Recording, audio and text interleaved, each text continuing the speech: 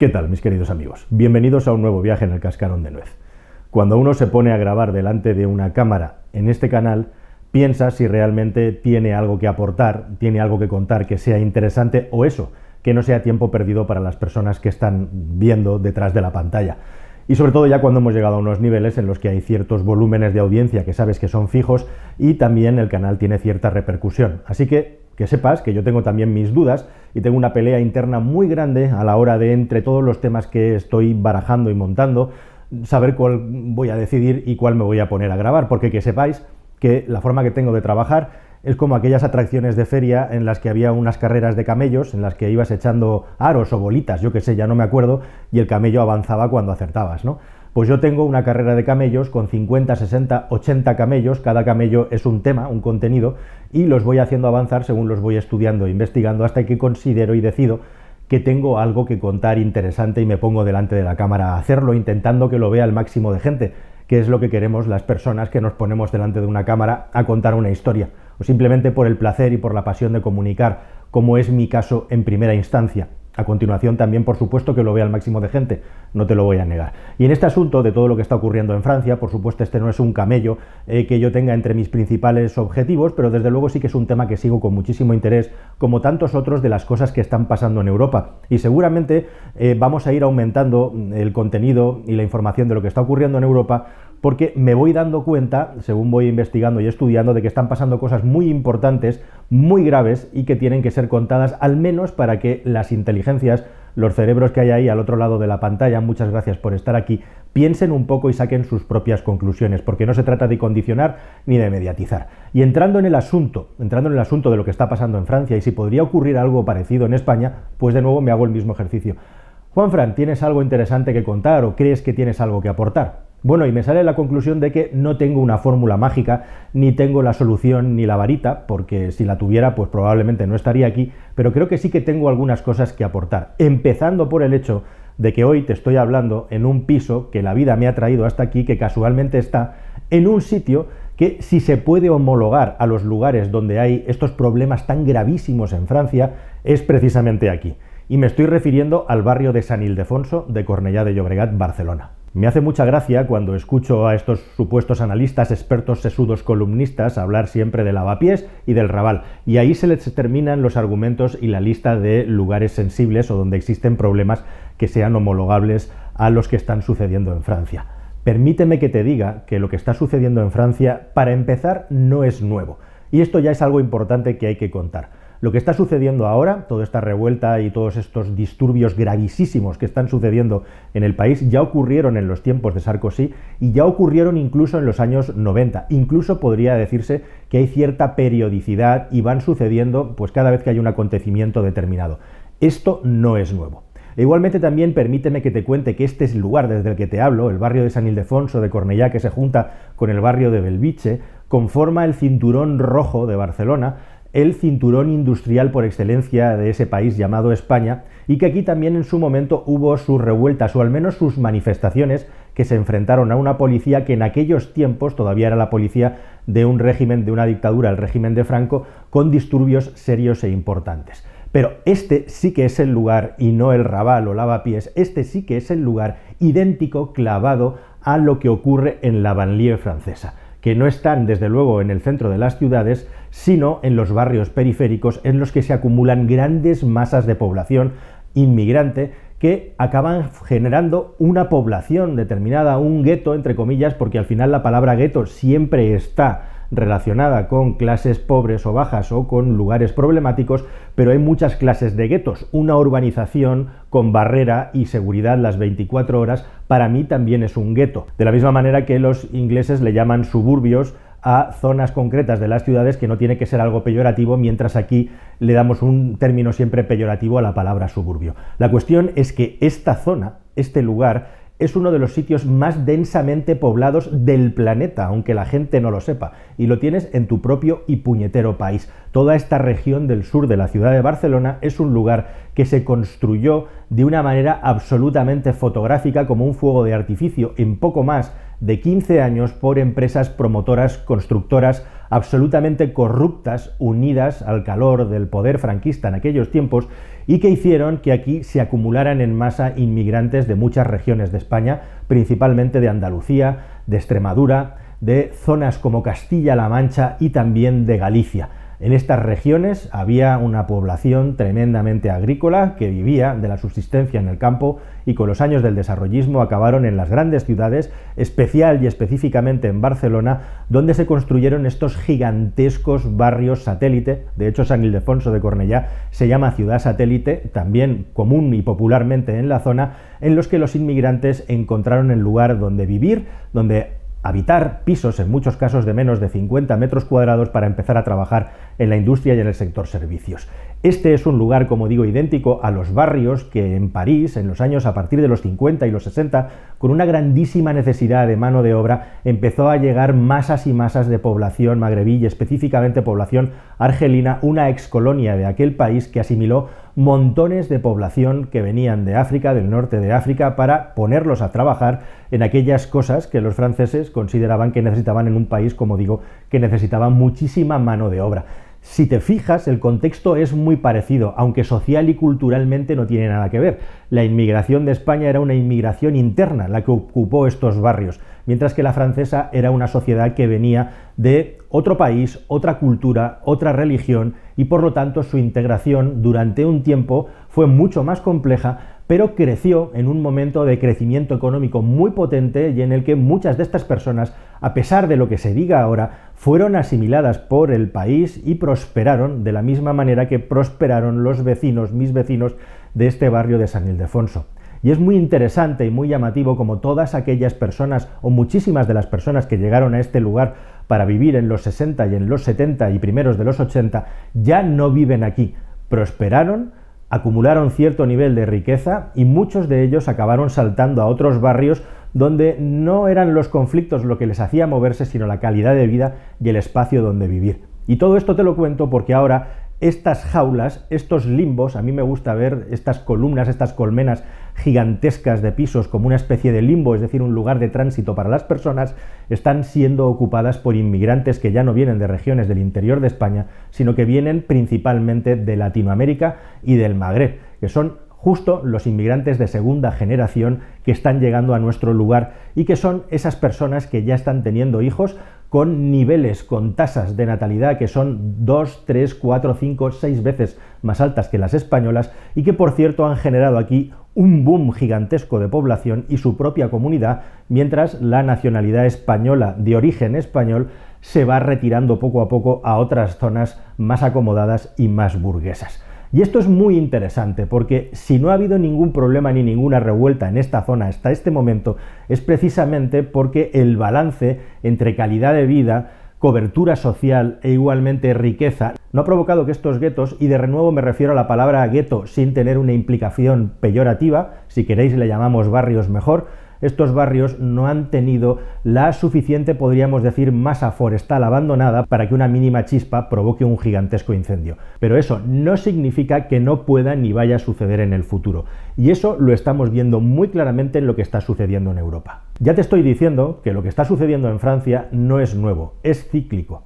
Esto también ha sucedido no solamente en Francia, sino sucede en muchos países y en muchos lugares, como por ejemplo el famosísimo barrio de Molenbeek en Bélgica, allí en las puertas de la Unión Europea, donde, bueno, pues eso ha sido un criadero de algunos de los terroristas más terribles que hemos tenido islamistas en nuestro continente, o lugares tan aparentemente pacíficos, desarrollados y acomodados como Suecia, que tiene un gravísimo problema en algunas zonas del país y especialmente en el sur del país, en la frontera natural que hay con Dinamarca, en la ciudad de Malmö, concretamente una ciudad que yo he visitado y he pateado a pie para conocer y poder palpar el ambiente, y la verdad es que no se diferencia para nada de una banlieue parisina o del barrio de San Ildefonso de Cornellá, donde hay muchas no-go zones, es decir, zonas donde la policía no puede siquiera entrar. Zonas que han acabado generando su propia ley, su propio código de convivencia interno, siempre controlado por mafiosos y por delincuentes, y donde la policía no tiene ni los recursos ni los medios para entrar ahí,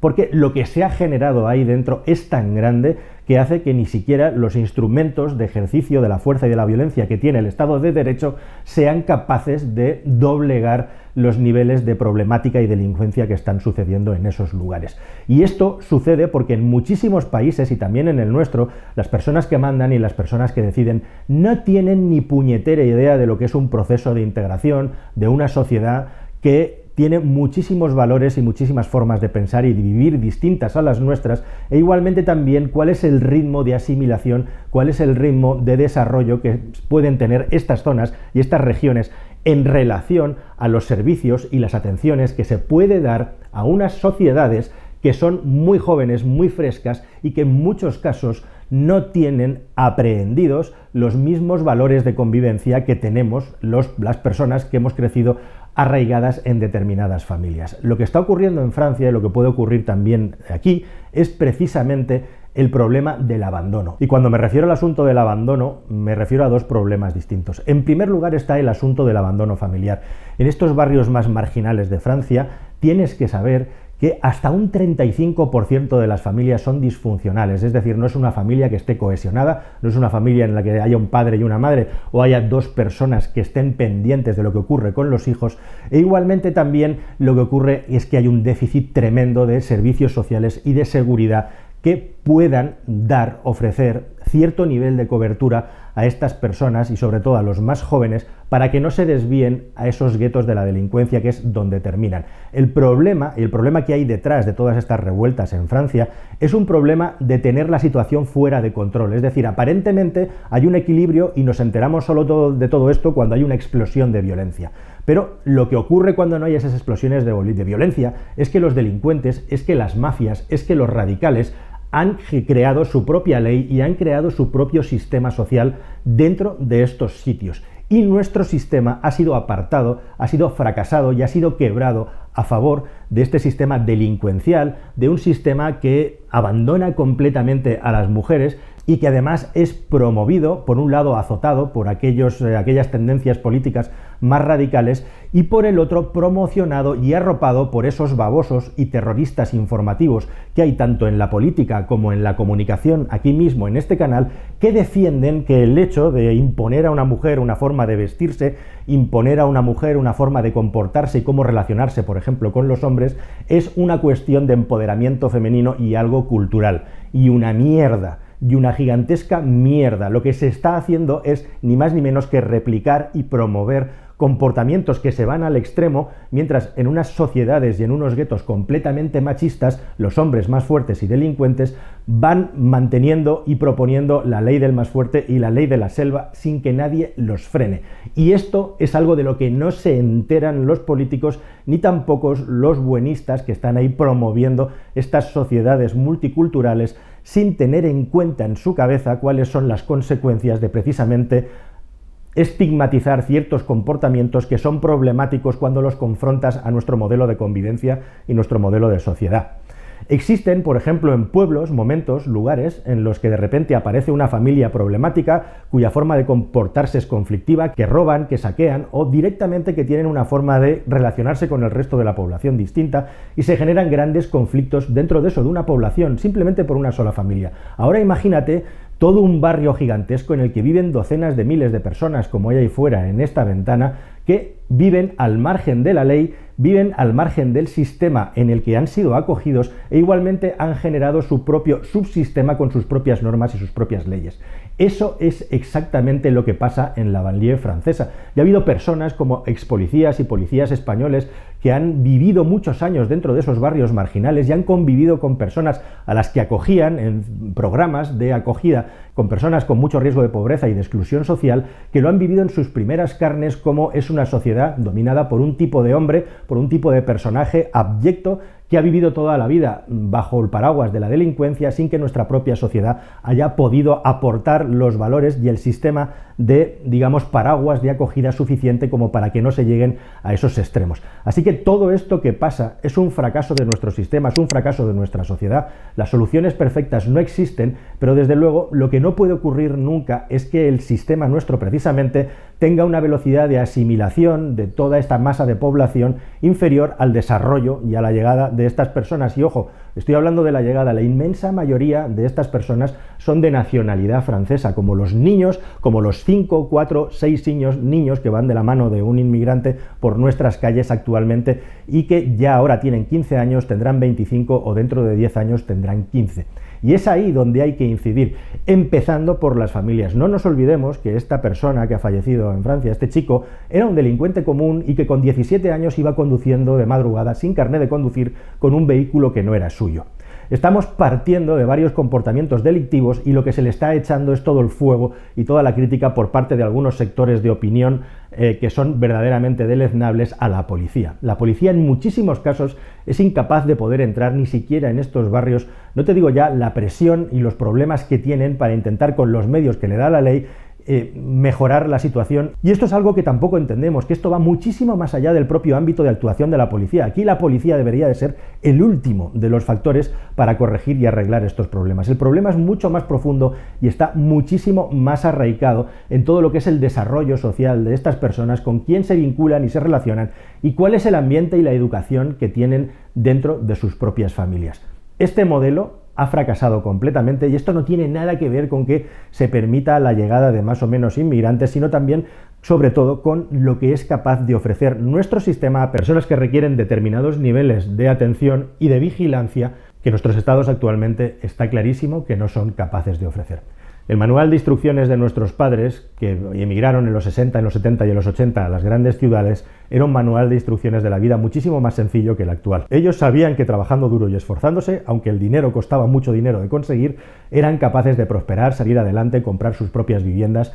y poder crecer y llegar a ciertos niveles de acomodación que ahora les permiten con sus pensiones apoyar a sus jóvenes, a sus hijos y apoyar a sus familias. Toda esta red de seguridad social está rota, seguridad social personal e intrafamiliar. Está rota para las personas que están creciendo en el contexto actual en el que estamos viviendo. Y precisamente por eso, probablemente, estos fenómenos y estas desestructuraciones a gran escala dentro de grandes lugares urbanos, como el que te estoy enseñando, van a ser cada vez más comunes en el futuro. ¿Qué es lo que van a hacer nuestros políticos para arreglarlo? ¿Qué es lo que van a hacer nuestras mentes brillantes para frenarlo? Yo no tengo ninguna idea. Lo que sí que tengo bastante claro es cuáles son los elementos que coinciden y que confluyen para que se genere el caldo de cultivo que provoca estas revoluciones. Al final, la diferencia entre Francia y España es justamente el tiempo que ha pasado hasta que estas sociedades, aparte, estas sociedades paralelas, se vayan desarrollando y se acaben generando problemas idénticos precisamente por el fracaso de nuestras sociedades